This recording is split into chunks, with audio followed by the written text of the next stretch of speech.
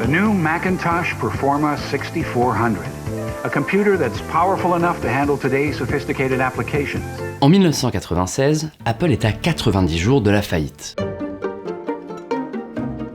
I think it's very clear that due to some of the dynamics in the industry, as well as, frankly, some of our own mistakes, we've stumbled recently. Les journaux de l'époque titrent sur la chute d'Apple, sur la mort d'une entreprise iconique de la tech et sur comment une des pires gestions de ces dernières années a tué un géant technologique. Apple sait qu'il est condamné et va tenter un dernier coup de poker, personne n'y croit vraiment, on pense même que ça risque d'accélérer sa chute. La suite est peut-être la plus grande remontada de l'histoire du capitalisme moderne.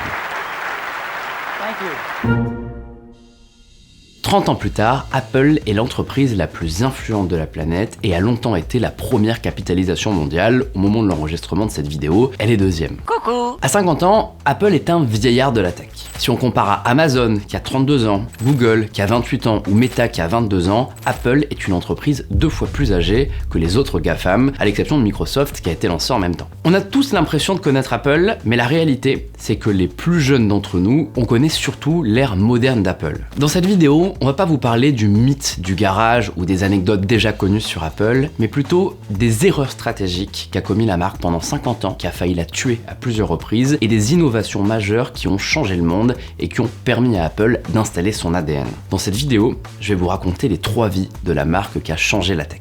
Et si ce type de vidéo vous plaît, abonnez-vous à Numérama, ça pourrait nous donner envie d'en faire d'autres sur d'autres entreprises.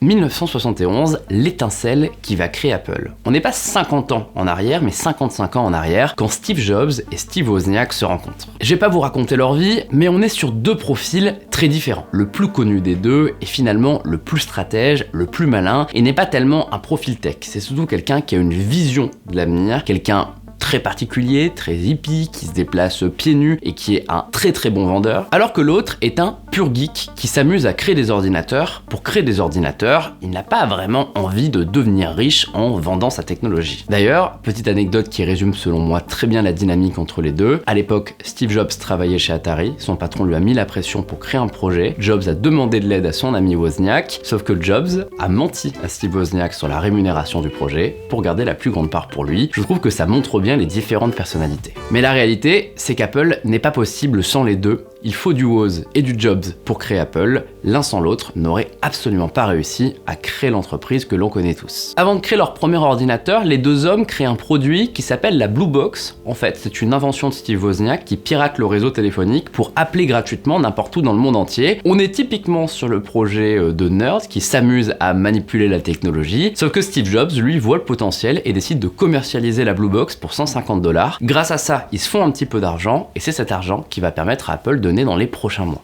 Le premier ordinateur d'Apple s'appelle Apple I. Oui, le nom a été très peu inspiré. On parle pas encore de Mac à l'époque, vous allez voir que ça arrive quasiment 10 ans plus tard. Et c'est un appareil pas très beau, mais culte. Regardez-moi ce design, on est loin de la finition actuelle des produits Apple, on est sur un logo découpé dans le bois. Malgré tout, ça reste une petite prouesse technologique pour l'époque, c'est un des premiers ordinateur personnel, un ordinateur pour tout le monde, puisque Steve Wozniak, grâce à son ingéniosité, a réussi à mettre un ordinateur avec une sortie vidéo et un clavier intégré dans un seul boîtier, et ce produit va rencontrer un petit succès à l'époque, à un prix très marrant, vous allez voir, $666,66. Oui, c'est très satanique, mais figurez-vous que c'est même pas fait exprès, c'est juste que Steve Wozniak était un petit peu obsessionnel de la répétition et qui trouvait ça drôle d'avoir un prix avec 5 fois le même chiffre. Bon, par contre, évidemment, hein, on est loin des ordinateurs tels que vous les connaissez aujourd'hui, il n'y a pas d'interface graphique à l'époque, il n'y a pas de souris, on est sur des lignes de code avec des applications très simples pour écrire du texte ou gérer des données par exemple. Le 1er avril 1976, il y a 50 ans, les deux hommes créent Apple Computer Company.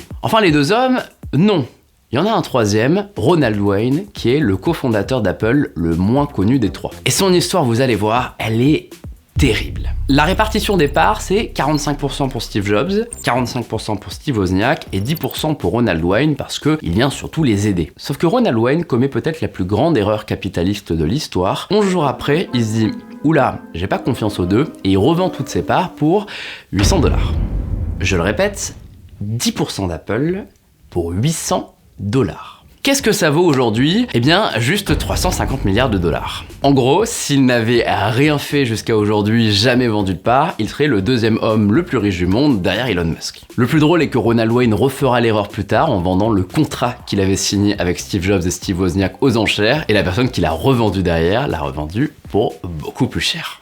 Bon, Ronald Wayne, on n'en parlera pas plus dans cette vidéo, on lui doit quelque chose comme la première notice d'utilisation du Apple I et le premier logo d'Apple qui était hyper compliqué, il est peut-être moins connu que les autres. Avant d'avoir la pomme coupée, Apple c'était le logo avec Newton dans le jardin, c'était absolument impossible à dessiner. C'est pour ça qu'Apple reviendra assez vite à un logo plus identifiable. Il y a deux anecdotes géniales sur la création d'Apple. La première, c'est les numéros d'employés. En fait, quand ils ont préparé les documents, ils ont fait de Steve Wozniak l'employé numéro 1 et de Steve Jobs l'employé numéro 2. Eh bien, il paraît que Steve Jobs était en colère, il était fou furieux, il voulait être l'employé numéro 1 et donc que pour l'apaiser, son entourage et les autres premiers employés d'Apple ont décidé de lui donner le badge numéro 0. Sauf que, évidemment, le badge 0 n'existe pas en entreprise et donc Steve Jobs en réalité est le deuxième employé d'Apple, mais lui se définit comme l'employé 0 parce qu'il ne supporte pas d'être derrière Wozniak. Et là, on touche à un point sensible, le petit problème d'ego de Steve Jobs qui, vous allez voir, va revenir dans les prochaines années d'Apple. Et pourquoi ça s'appelle Apple? Eh bien, figurez-vous que contrairement aux idées populaires, il n'y a pas vraiment de vérité absolue là-dessus. Certains disent que c'est parce que Steve Jobs avait eu l'idée lors d'un voyage en Inde, d'autres attribuent ça à une ferme de pommiers. La réalité, c'est qu'il y a sans doute un mélange de tout ça, mais que la seule chose dont on est sûr, c'est que Steve Jobs voulait être devant Atari dans l'annuaire, parce que oui, à l'époque, l'annuaire ça comptait. Il voulait que quand on cherche une entreprise, Apple soit tout en haut, et pour qu'Apple apparaisse en haut, il fallait un nom qui commence par A et avec une deuxième lettre qui était devant le T dans l'alphabet. Voilà, ça s'arrête là, et j'ai envie de dire, heureusement que l'annuaire n'est pas important pour aujourd'hui, parce que sinon, pauvre Elon Musk avec X. Il y a des choses qui sont vraies en 2026 qui l'étaient déjà en 1976. Avec Apple, la deuxième génération est souvent la bonne. En 1977, Apple lance l'Apple II, encore une fois très inspiré sur le nom. Et GG, si vous en possédez un, n'hésitez pas à le dire dans les commentaires. Je sais qu'il y a une grande communauté française de fans d'Apple qui ont commencé à partir de l'Apple II. Bon là, ça devient du sérieux, on est sur un ordinateur beige avec le logo Apple arc-en-ciel que vous connaissez très certainement, ça monte en puissance, on a un vrai ordinateur qui va être un grand carton dans les milieux pro, éducation, etc. L'Apple II coûte 2 fois le prix de l'Apple I, mais une vraie petite révolution technologique pour l'époque, notamment grâce à une ruse de Steve Wozniak qui manipule les signaux vidéo pour permettre un affichage couleur. Apple en quelque sorte est précurseur dans la révolution des tableurs, c'est pour ça qu'on achète l'Apple II, il y a toujours pas d'interface graphique, mais le fait de pouvoir gérer des tableaux sur un ordinateur plutôt que sur des feuilles de papier, eh bien, ça va propulser plein de personnes vers l'ordinateur grand public pour la toute première fois. 1980, Apple entre en bourse et c'est un immense succès à Wall Street. Alors évidemment, si on compare à aujourd'hui, c'est pas du tout la même dynamique que sur Wall Street, mais on raconte qu'Apple fait plein de millionnaires en seulement quelques heures parce que Apple a réussi complètement son entrée. Quand on connaît la suite, c'est assez savoureux. Malgré ce succès, la même année, Apple va arrêter son premier produit, l'Apple III,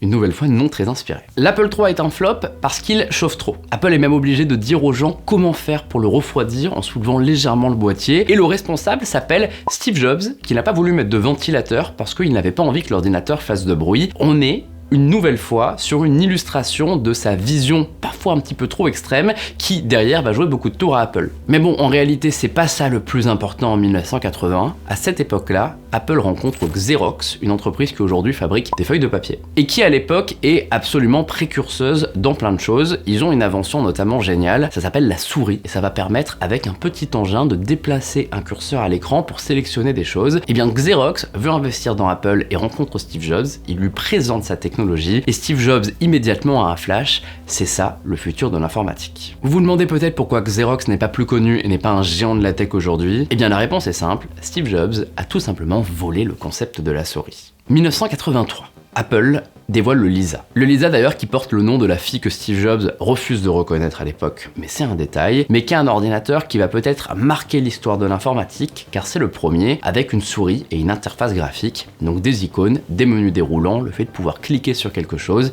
eh bien ça arrive pour la première fois avec le Lisa. Et je peux vous dire qu'il y en a un qui devait être très content de voir cet ordi. Le Lisa, c'était une sorte de Macintosh avant l'heure, mais c'est surtout un ordinateur qui coûte 10 000 $ et qui va faire un méga flop.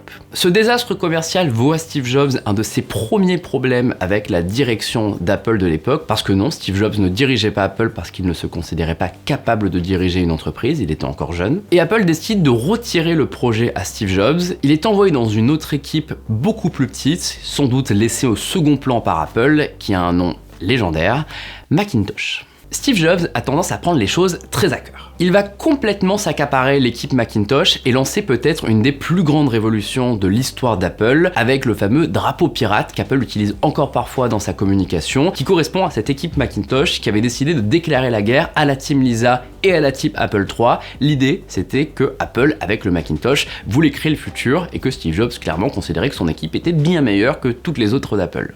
1984. Apple diffuse une publicité pour le Macintosh au Super Bowl qui va devenir culte et qui encore aujourd'hui est considérée comme une référence absolue en matière de publicité. C'est une référence au livre de George Orwell, mais c'est surtout une attaque envers IBM, à l'époque un des leaders du PC. La personne qui incarne Apple détruit Big Brother à l'écran et le Macintosh qui sera dévoilé le 24 janvier 1984 est l'ordinateur qui va créer une révolution dans l'informatique. Apple et Steve Jobs y croient beaucoup. D'ailleurs, preuve qu'Apple y croyait, c'est quand même Ridley Scott qui dirige la publicité. Le produit va devenir absolument emblématique, c'est peut-être l'appareil qui a lancé Apple auprès du grand public. J'en ai un d'ailleurs à la maison de Macintosh et je suis un peu deg parce que l'été dernier, l'écran est mort, donc si quelqu'un sait réparer les écrans de Macintosh, qu'il me contacte. Mais malgré tout, et c'est amusant parce que les gens ont tendance à penser que le Macintosh est le produit qui a donné à Apple son succès et qui l'a propulsé, eh bien le lancement est raté et le Macintosh échoue. En fait, ce qui est marrant, c'est qu'Apple a voulu limiter les coûts et n'a pas mis assez de mémoire vive dans son ordinateur. Dites-vous que quand on doit lancer un logiciel comme Microsoft Word par exemple, il faut changer de disquette plein de fois. On met la disquette 1, ça s'enlève, on met la disquette 2, on remet la disquette 1, on remet la disquette 2, parce que l'ordinateur n'a pas assez de mémoire vive, et donc c'est assez frustrant, et l'ordinateur coûte malgré tout assez cher. Ça provoque une immense dispute au sein d'Apple. Steve Jobs considère qu'il avait prévenu la direction d'Apple qu'il fallait plus de mémoire vive, et la direction d'Apple lui dit que non, il fallait avoir un prix plus agressif pour ne pas reproduire l'échec du Lisa. Steve Jobs va mal vivre cet échec, d'autant plus que John Sculley, le patron d'Apple de l'époque, venait de Pepsi et c'était lui qui l'avait débauché, et va absolument vouloir la peau de John Sculley. Il considère que c'est sa faute si le Macintosh a échoué. Steve Jobs veut la peau de John Sculley et prépare un coup d'état. 1985, l'échec du Macintosh est acté et Steve Jobs rate son coup d'état. La scène est connue, elle est emblématique de la Silicon Valley. À chaque fois qu'un patron se fait virer dans la Silicon Valley, ce qui arrive assez régulièrement, on compare la situation à Steve Jobs. Steve Jobs tente de faire virer John Sculley, sauf que John Sculley a mieux préparé son coup. Il a convaincu le conseil d'administration que Steve Jobs était un poids pour l'entreprise parce qu'il avait trop d'ego et qu'il avait une mauvaise vision pour le futur d'Apple. Et le conseil d'administration ne vire pas Steve Jobs, contrairement à ce qu'on raconte, à ce que la légende raconte, mais retire à Steve Jobs toute responsabilité exécutive. En gros, Steve Jobs, après avoir été écarté du projet Lisa pour le projet Macintosh, il est écarté du projet Macintosh et mis nulle part. Bon, clairement, c'est une manière de le forcer à partir. Steve Jobs démissionne en septembre 1985. Que va faire Steve Jobs? Eh bien, c'est une autre histoire, c'est une vidéo sur les 50 ans d'Apple, mais il va fonder globalement deux petites entreprises, Next et Pixar. Je sais pas si vous connaissez Pixar. Et pendant ces années d'exil, il va énormément gagner en maturité et en connaissance sur le marché et le fonctionnement des grandes entreprises. C'est la fin de l'ère 1 d'Apple. On entre maintenant dans l'ère d'Apple sans Steve Jobs et c'est la plus chiante, désolé.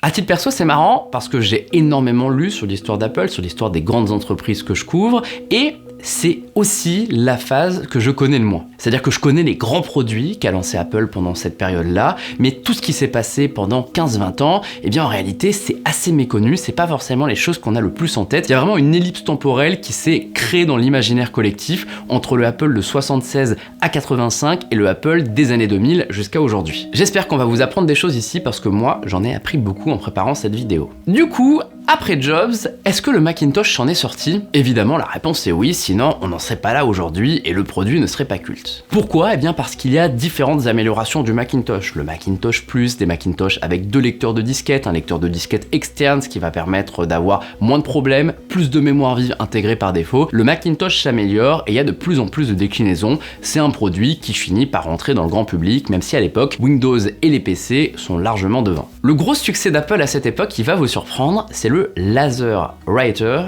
une imprimante. Oui, Apple a fait des imprimantes. En fait, à l'époque, le Macintosh ne s'impose pas chez tout le monde, mais est un produit de niche qui va vraiment cartonner chez certains métiers, en l'occurrence les imprimeurs et les graphistes, parce que le duo Macintosh plus LaserWriter, c'est la meilleure chose au monde pour imprimer des documents, pour gérer des magazines, etc.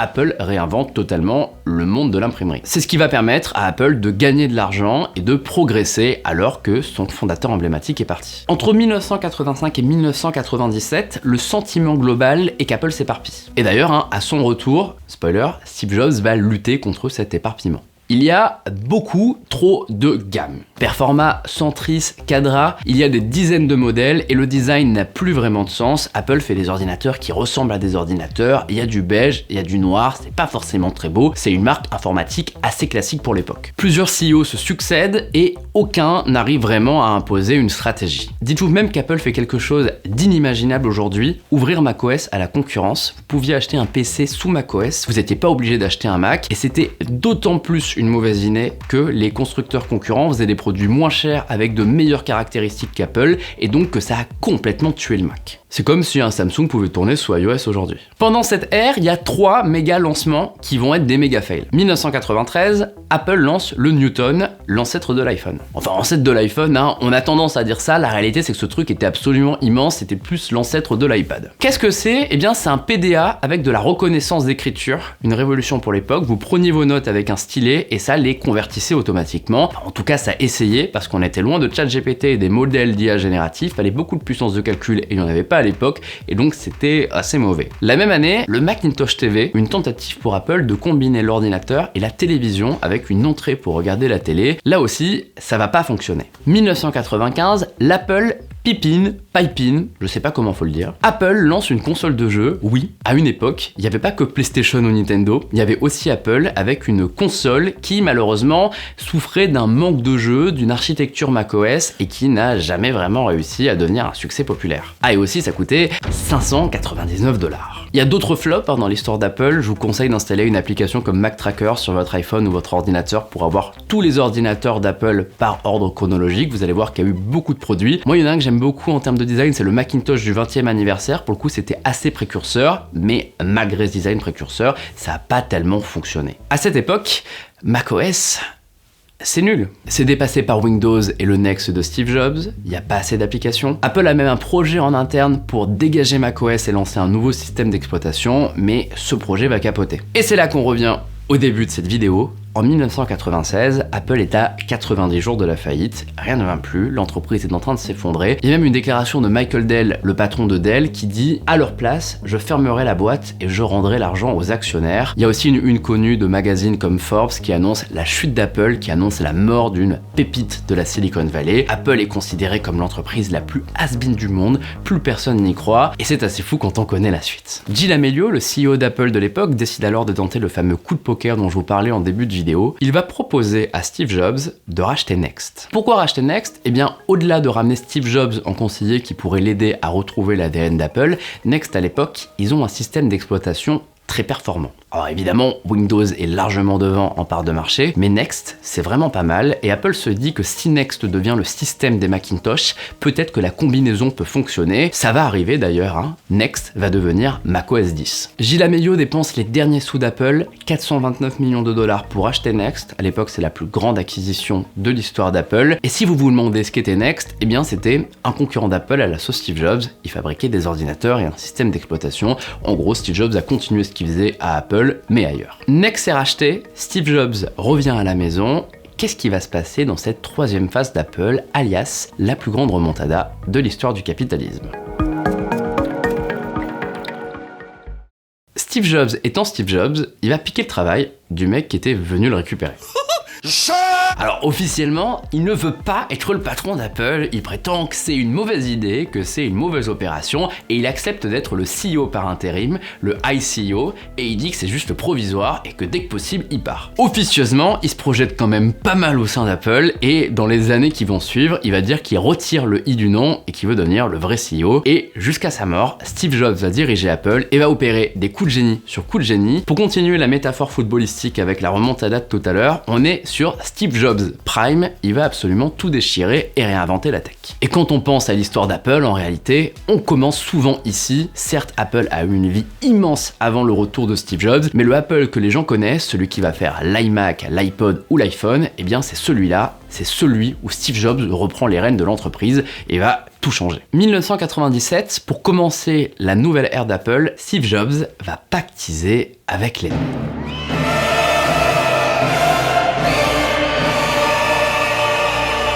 C'est plus une nécessité qu'un choix, vous vous en doutez, surtout quand on connaît son ego. Mais rappelez-vous, Apple est en train de mourir à cette époque et Microsoft, lui, va très bien. Alors Steve Jobs, qui pourtant a de gros problèmes avec Bill Gates, décide de demander de l'aide à Microsoft. Microsoft investit 150 millions de dollars dans Apple et les deux entreprises acceptent d'arrêter de se poursuivre en justice. En échange aussi, Apple va devoir financer le développement de Microsoft Office sur Mac et Internet Explorer va devenir le navigateur par défaut des Mac. C'est méconnu, mais oui, il n'y avait pas Safari à l'époque, c'était Internet Explorer sur Mac. L'image va être terrible lors de la conférence Macworld animée par Steve Jobs. Bill Gates projeté en géant sur un écran devant tout le public avec Steve Jobs en tout petit. On est sur le retour de la publicité de 1984 avec Big Brother, sauf que Steve Jobs capitule devant Bill Gates. L'humiliation est totale pour Apple et pour Steve Jobs, et après ça, Apple fera toujours tout pour contrôler son image. De retour aux affaires, Steve Jobs va simplifier la gamme. Son concept, avoir une grille de lecture claire pour que tout le monde connaisse tous les produits. L'idée, c'est d'avoir une grille en carré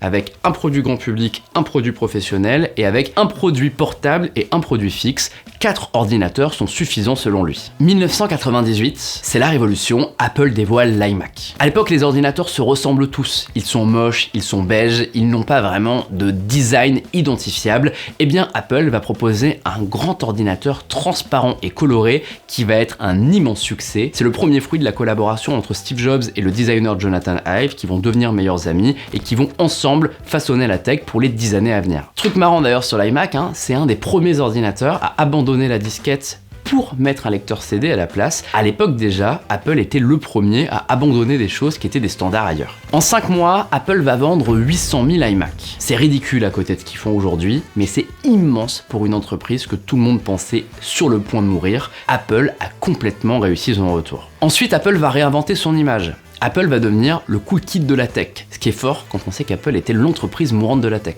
Il y a notamment la campagne marketing Think Difference avec des personnes qui ont révolutionné le monde pour dire que Apple est une entreprise pour les gens qui sont différents. D'ailleurs, cadeau, voici la version de cette publicité avec la voix de Steve Jobs qui n'a jamais été diffusée à l'antenne. Here's to the crazy ones, the misfits, the rebels, the troublemakers, the round pegs in the square holes.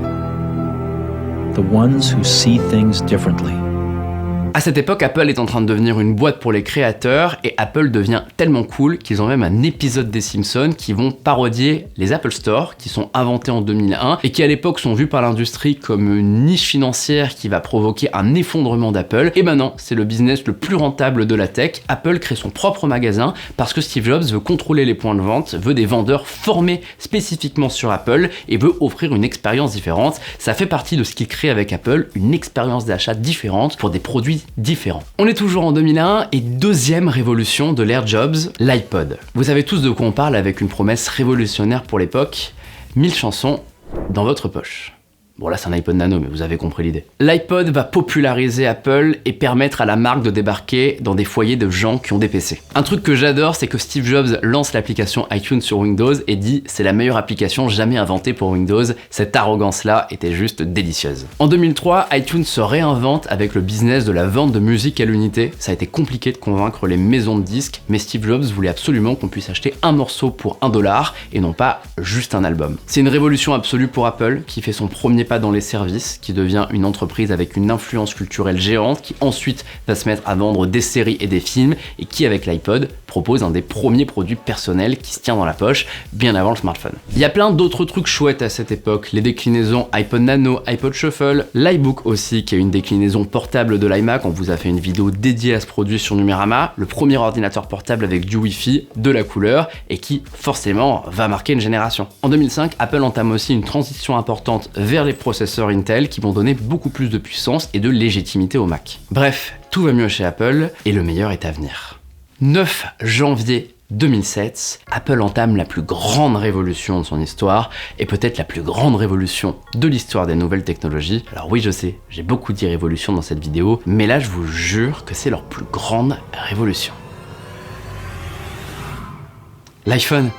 La conférence est légendaire, c'est peut-être la meilleure de Steve Jobs. Il présente à l'époque 3 appareils, un iPod, un téléphone et un appareil de communication internet. Il répète la phrase 3 fois avant de dire « Vous l'avez compris, je ne parle que d'un seul appareil, voici l'iPhone ». À l'époque, c'est un pari insensé. Il y avait des rumeurs sur le téléphone Apple, l'iPod Phone, certains imaginaient une roue pour composer les numéros. Et même Steve Ballmer, le patron de Microsoft, en rigole. 500 $ avec un abonnement, il est mort de rire, il pense que le téléphone va faire un flop. $500 fully subsidized with a plan? I said, that is the most expensive phone in the world. Spoiler Steve, tu t'es vraiment vautré sur ce coup-là. L'iPhone est le plus grand succès de l'histoire de la tech. Apple en vend des centaines de millions tous les ans. C'est un immense carton. Chaque nouvelle génération d'iPhone fait autant parler que les anciennes. Apple a trouvé la poule aux œufs d'or. Aujourd'hui encore, Apple est The iPhone Company. C'est grâce à l'iPhone qu'Apple génère la grande majorité de son chiffre d'affaires. Et le pire, c'est que la révolution n'est qu'à ses tout débuts. 2008, un an plus tard, Apple dévoile l'App Store et la possibilité pour les développeurs de proposer des applications sur l'iPhone et y créer tout simplement une économie mondiale à part entière. Le plus drôle, c'est que Steve Jobs était contre le fait d'installer des applications sur l'iPhone, il voulait contrôler l'expérience, mais c'est grâce au jailbreak et aux personnes qui pirataient l'iPhone qu'il s'est dit qu'il fallait qu'Apple lance une solution officielle, et des milliers de personnes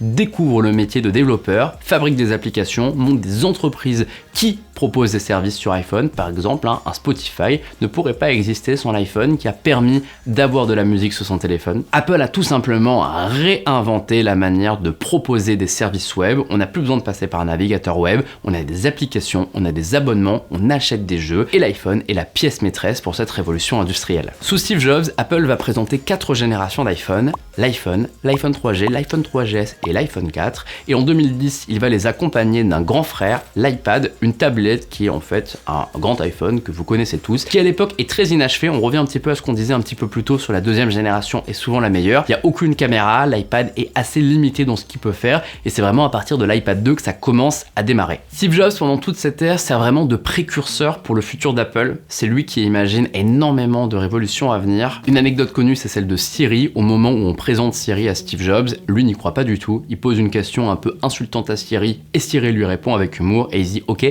ça c'est le futur de la tech ». D'une certaine manière, on pourrait dire que Steve Jobs avait prédit les intelligences artificielles qui nous parlent, même s'il n'est pas vraiment allé au bout de ce raisonnement. Août 2011, seulement 4 ans après l'iPhone, Steve Jobs appelle Tim Cook et lui dit qu'il veut le nommer CEO d'Apple. Tim Cook a souvent raconté cette histoire, il lui demande s'il l'est sûr, et Steve Jobs lui demande juste une seule chose: ne te pose jamais la question de ce que je ferai. Si je t'ai nommé, c'est parce que je te fais confiance. Et il cite un exemple, Disney, puisque oui, Steve Jobs avec Pixar a beaucoup côtoyé Disney, et il a vu le chaos interne chez Disney qui malheureusement se posait trop souvent la question de est-ce que c'est vraiment dans l'ADN de Walt Disney. Steve Jobs prévient Tim Cook: Apple, c'est ton entreprise maintenant, c'est toi qui vas pouvoir prendre les décisions. À l'époque, tout le monde s'attend à un duo exécutif, Tim Cook à la direction de l'entreprise, Steve Jobs à la tête du conseil d'administration, mais ça ne durera pas longtemps. «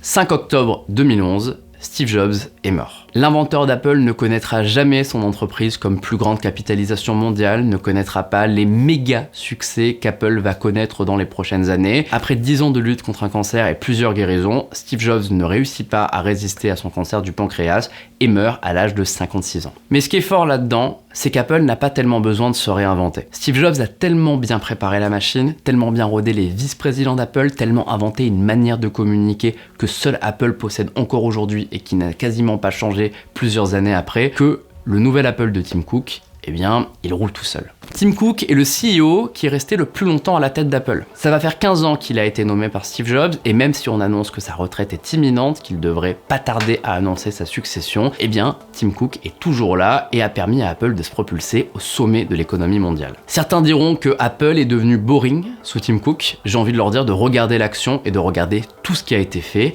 Oui, Apple prend un petit peu moins de risques qu'avant, mais Apple vend surtout beaucoup plus de produits qu'avant et a moins de marge de manœuvre qu'à l'époque, quand quand on fabrique des centaines de millions d'iPhone, on peut pas acheter la dernière technologie précurseuse et l'intégrer partout parce qu'on risque de créer des pénuries. Forcément, ça limite ses capacités. Sous Tim Cook, Apple a eu plusieurs nouveaux produits importants. L'Apple Watch, moqué à ses débuts avec beaucoup de défauts, qui aujourd'hui est la montre la plus vendue au monde devant l'horlogerie suisse. Les AirPods, tout le monde s'est moqué des cotons-tiges dans les oreilles lors de leur annonce en 2016 et pourtant aujourd'hui quasiment tout le monde possède des écouteurs sans fil et ça a créé une vraie industrie. Toutes les marques ont des concurrents des AirPods. Le virage vers les services en 2019, alors oui, c'est pas totalement nouveau. Sous Steve Jobs, il y avait déjà iTunes, il y a eu iCloud, mais là, on a eu vraiment le virage Apple Music en 2015 et en 2019, plein d'autres services, Apple TV, Apple Arcade, Apple Fitness+. On vous prépare une autre vidéo d'ailleurs sur Numérama sur le business des services d'Apple pour expliquer un petit peu comment ils gagnent de l'argent. Mais Tim Cook a permis à Apple d'être un petit peu moins dépendant de l'iPhone, même dans l'hypothèse où l'iPhone se vendrait moins bien pendant une année, eh bien les services permettraient d'avoir énormément d'argent. L'identité Apple sous Tim Cook, c'est aussi un focus sur la vie privée, avec son opposition célèbre au FBI lors de l'affaire du terroriste de San Bernardino. Depuis, Apple a complètement changé son discours là-dessus. Apple veut protéger les données et lutte contre la collecte à la Meta ou à la Google. Alors évidemment, il y a du bon et du mauvais. À force de vouloir trop en faire parfois, ils se compliquent la vie eux-mêmes. On l'a vu avec l'IA générative, ils n'ont pas assez de données pour entraîner des modèles, donc ils sont obligés de demander de l'aide à Google. Mais Apple est une entreprise qui aujourd'hui s'est positionnée là-dessus et qui, en plus de son image très haut de gamme et luxe, joue vraiment sur l'image « nous on sécurise les données ». Et enfin, parce que c'est peut-être la plus grande révolution de l'ère Tim Cook, Apple Silicon. À vrai dire, ça avait été entamé avec Steve Jobs. L'iPhone 4 est le premier iPhone avec une puce fabriquée par Apple, mais sous Tim Cook, Apple a tout fait pour gagner en indépendance, pour créer son propre GPU, pour créer son premier Neural Engine, un NPU dédié à l'intelligence artificielle, pour apprendre comment fabriquer des écrans, même si aujourd'hui c'est pas encore ça. Plus récemment, comment avoir un modem, comment créer sa propre puce Wi-Fi. Apple est une entreprise qui gagne en savoir-faire et en technique sur la partie silicone, et on l'a vu récemment avec le MacBook Neo, est devenu tellement fort qu'Apple est capable de proposer des ordinateurs bien moins chers avec une qualité de finition largement supérieure à la concurrence parce qu'ils maîtrisent complètement la création de A à Z. La vraie révolution, c'est la puce M1 en 2020 qui a apporté l'architecture de l'iPhone au Mac et qui a permis une transition parfaite vers un écosystème plus global. Le vrai héritage de l'ère Tim Cook, c'est qu'Apple désormais contrôle quasiment tout, les composants, le logiciel, le hardware, la communication. C'est une entreprise bien plus forte qu'au moment où Tim Cook l'a récupérée. Donc toute cette troisième ère finalement, c'est pour ça que j'ai pris la décision de ne pas la découper en deux. Du retour de Steve Jobs en 1997 à l'ère Tim Cook de 2026, Apple finalement est un bloc qui se ressemble beaucoup. Le 1er avril 2026, Apple fête ses 50 ans et est un géant incontesté de la tech, malgré quelques doutes sur son futur. Vous l'avez compris, les doutes sur le futur d'Apple, il y en a toujours eu, et sauf preuve du contraire aujourd'hui, Apple vend plus de produits que tous les autres, donc personnellement je suis pas inquiet pour eux. Malgré tout, on peut questionner certaines stratégies. À vouloir être trop conservateur, Apple a raté le virage de l'IA par exemple. On a aussi longtemps parlé du projet d'Apple Car, qui finalement a été abandonné. Ou plus récemment, l'Apple Vision Pro, qui, vous le savez, on l'aime beaucoup sur Numérama, on a énormément testé le produit. Force est de constater que si le produit est technologiquement génial, d'un point de vue marketing, d'un point de vue positionnement et d'un point de vue usage, on est encore très loin de quelque chose à la hauteur des exigences d'Apple. Apple, au moment de ses 50 ans, est à l'aube d'un changement d'air. Les rumeurs annoncent que John Ternus, son patron actuel du hardware, est sur le point de succéder à Tim Cook. La question est, est-ce que John Ternus va réinventer Apple ou est-ce que John Ternus va prolonger cette phase 3 de l'histoire d'Apple? Comme je vous le disais en début de vidéo, d'ailleurs bravo si vous êtes resté jusqu'ici, Apple, c'est une entreprise vieille à l'échelle de la tech. Et c'est aussi pour ça que ces derniers mois, on a vu le départ de beaucoup de ses responsables, beaucoup de ses vice-présidents. Ça fait partie du travail de Tim Cook de préparer l'après. Beaucoup de personnes sont arrivées chez Apple il y a 20-30 ans, arrivent aujourd'hui à l'âge de la retraite, et mettre des jeunes à la tête des grandes divisions de la marque, c'est garantir aux successeurs de Tim Cook une entreprise qui ne va pas se disputer en interne pour avoir les meilleurs postes, et donc une entreprise plus pérenne. Bref, joyeux anniversaire Apple, j'espère que je serai là dans 50 ans pour faire une vidéo sur les 100 ans de la marque, donc je serai peut-être un petit peu plus vieux que là. On a hâte de voir ce que cette 4e ère d'Apple va pouvoir nous apporter. Et j'espère que cette vidéo vous aura appris des choses, n'hésitez pas à nous faire des retours dans les commentaires, trop long, trop court, pourquoi pas, est-ce que vous voulez qu'on en fasse sur d'autres entreprises? Je trouve que ce côté un petit peu plus posé change de ce qu'on fait d'habitude sur Numérama, et j'ai énormément adoré la préparer et la tourner.